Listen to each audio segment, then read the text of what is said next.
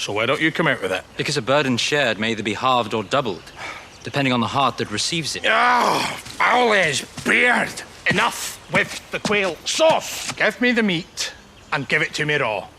Hey, my name is Joss Corvus, and I'm here as ever to discuss all things story. Today I'm wrapping up my Rings of Power thoughts and analysis.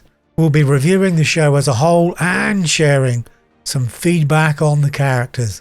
Let's start with some quick context. Growing up in Middle England, J.R.R. Tolkien was as much part of the cultural backdrop as the King James Bible. I never paid much attention to either, but did watch Ralph Bakshi's Lord of the Rings every Christmas. The closest I got to fantasy though was The Talisman by Peter Straub and Stephen King. Watching Peter Jackson's Lord of the Rings, now that got me. Two Towers Extended is one of the movies of my lifetime, and that delivered way beyond my fevered expectations. I'm still not a fantasy fan though. I tuned back in for The Hobbit and now for The Rings because of my love for the world Jackson created. It is the invocation of Middle-earth where the Rings of Power succeeds gloriously. A huge amount of work went into creating the world, and it's all there on the screen. The visual style and cinematography is evocative and beautiful, seldom mundane. The imagery of Numenor is especially magnificent in a way that builds on the world I love from Jackson's movies. The problems begin when they start putting characters into that world. And the problems get bigger when these characters are staged in 4 separate stories, which are edited together as one. The Harfoots were annoying. Galadriel wasn't Galadriel. 90 minutes in, it seems Sauron was a chancer from North England, and the elves all looked like blokes in robes. The dwarves at least looked like dwarves, even the women. I liked the opening 2 episodes well enough that I watched them twice, and was fully on board come the end of episode 3. This Galadriel and Halbrand romp across the Southlands was going to be a blast.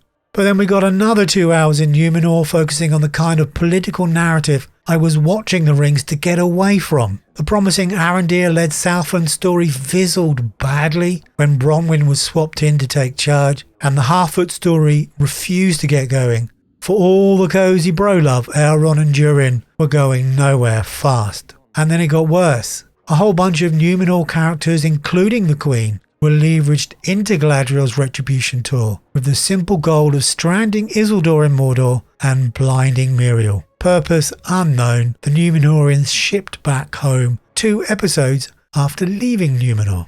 Mount Doom was hell for a befuddled audience, and it got worse as we tried to fathom how everyone survived choking clouds of superheated ash. You don't need to look up Pyroclastic to know how deadly it all was. It was on the bloody screen. And then we were lost in exposition hell, right up until the end. For all that, for all the contrivances, it still felt a quality existed in the narratives, especially before Mount Doom, which had been lost to telling 4 loosely connected stories as a single narrative. Isn't the staple of TV shows to wrap multiple character narratives around a single story, not 4? The moments where the show had worked best had been the episodes where a single story had been prominent and given a chance to breathe. So I decided to test this theory and see how each story played as a standalone movie. So I took each episode and stripped each story thread from each in turn and made 4 separate movies. I had a Southlanders narrative, I had Elrond, largely with Durin, Galadriel, minus the Numenorian politics which I just ditched, and the Harfoots, and then I watched them in turn. Each standalone movie narrative worked so much better than any did in the season as a whole.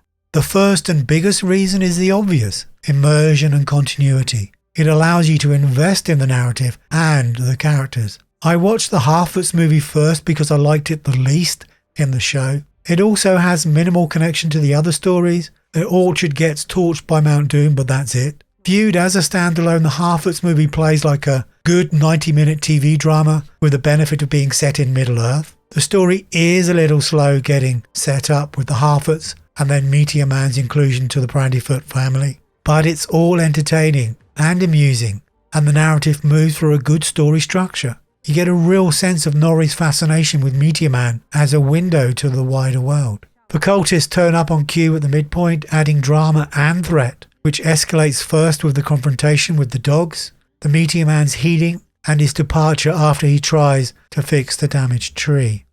Really starts to go down with the cultists burning the Hobbit homes, to the cultists then trying to turn Meteor Man into Sauron. The third act crisis is the Hobbits trying to rescue Meteor Man, and the climax is Meteor Man saving the day, to the resolution of him and Nori bidding farewell to the community. Where Harfoot scenes and moments in the series were disjointed and often frustrating, the story and characterization stood out within the standalone narrative. The best example I can give is Lenny Henry's Sadok, who I found annoying through the show, but enjoyed in the Harfoot's movie. Likewise, the Malva sister was a genuine and funny addition, viewed within the narrative but unlikable within the whole show. All in all, the Harfoot's narrative is a decent TV drama for casual Middle-earth fans, which I think is where the showrunners were aiming. Elrond's standalone movie viewed as a whole is very entertaining. All the warmth, coziness and mithril drama wrapped in the best writing and acting the show has to offer. Yes, of course, the Khazad-dûm mithril narrative is still horribly contrived. Without the show's other failings to weigh it down though, the mithril contrivance doesn't exceed my tolerance for sleight of hand. The obstinance of King Durin is wearing at the end, but Elrond and Durin keep the narrative moving along. This Elrond and Durin standalone isn't encumbered by Mount Doom, but struggles as it crosses into the third act with Galadriel, Halbrand and the creation of the rings. Even then, not having suffered Mount Doom, I was a little bit more forgiving. Before the third act, Khazad-dûm is where the best of this series is. Even the Southlanders narrative works with Arondir, the enjoyable focus until he and Theo return to the Watchtower. The attempt to switch Bronwyn as the main focus falls flat, with Nazanin Boniadi unable to elevate her performance. Admittedly, the directors often fail to get the best even from accomplished actors. Nazanin isn't helped by the whole Southlanders narrative being staged as a contrivance for Galadriel's cavalry arrival and the writer's Mount Doom terraforming.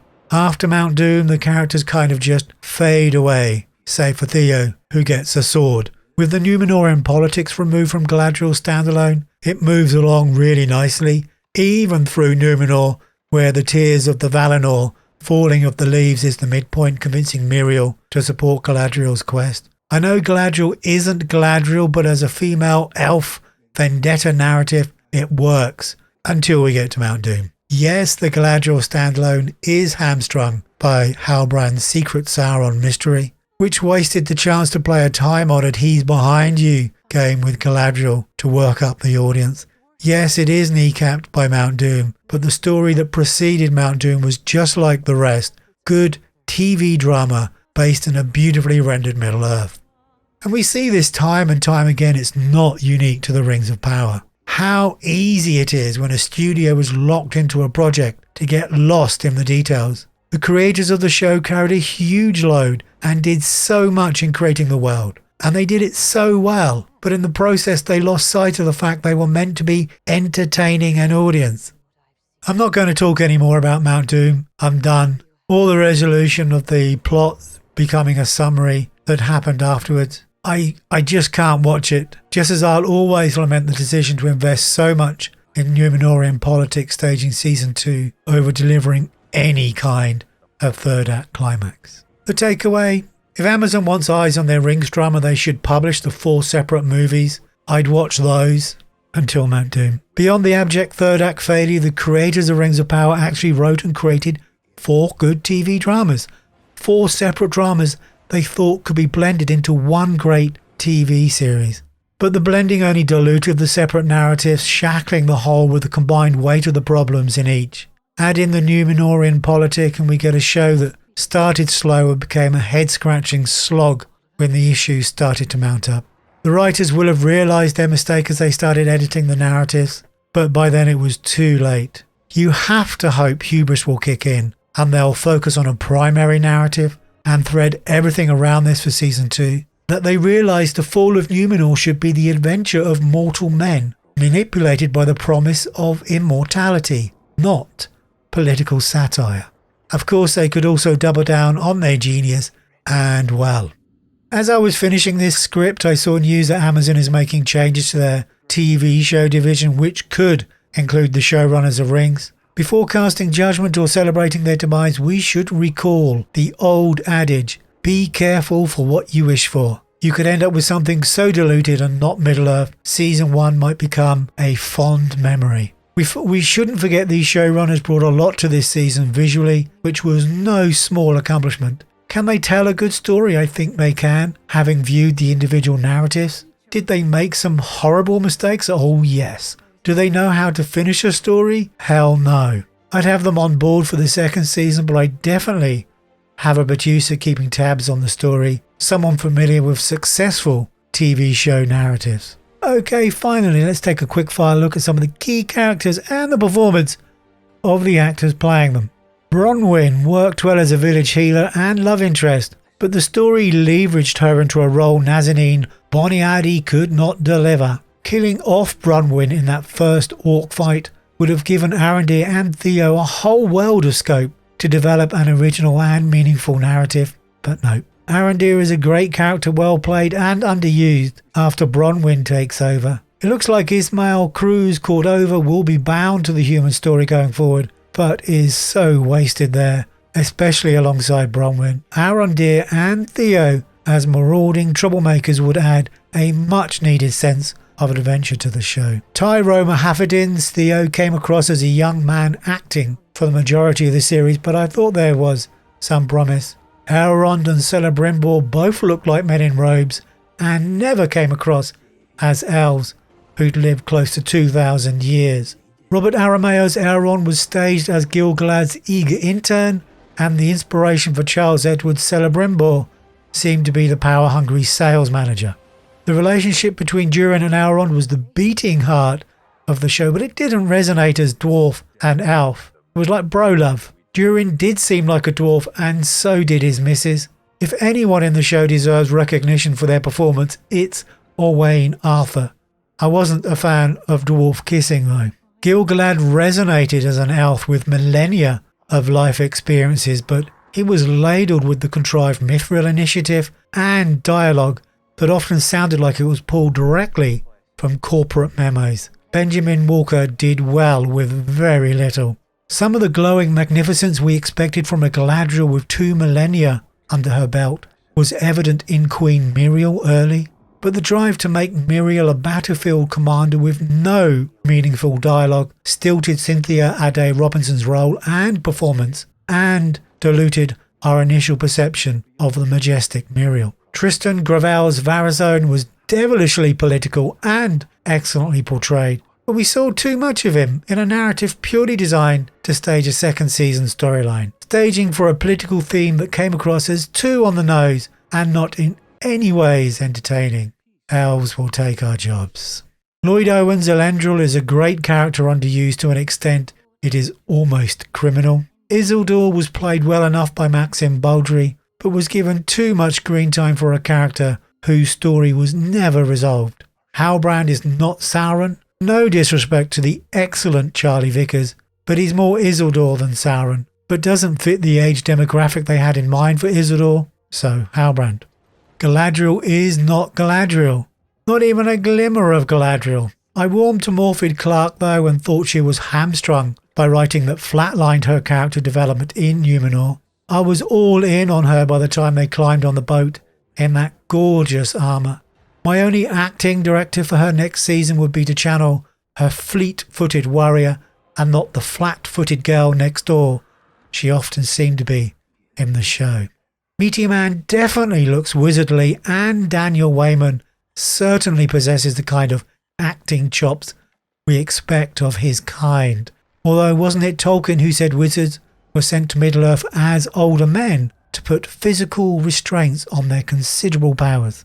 Hadn't Nori declared she was all done adventuring for a lifetime just before her dad and stepmom handed her a rucksack and sent her on her way? With the inappropriately underdressed and much older wizard man? An assured performance from Markella Kavanagh. Okay, that's me done. It's been fun watching the show, if a little despairing at times. Hopefully you found this video and the others interesting and maybe a little informative, possibly entertaining as well. If you want a more detailed breakdown of the individual narratives in the show, let me know. I don't plan on doing them, but could easily be swayed. Likewise, if you've got any recommendations for a show or movie that you want broken down, let me know. I'm all in on ideas. Don't forget, the best way to get notified of my upcoming breakdowns is to subscribe. And if you could, I'd also appreciate a like. It's the only way YouTube will ever know I'm here. Thank you for watching. Bye-bye.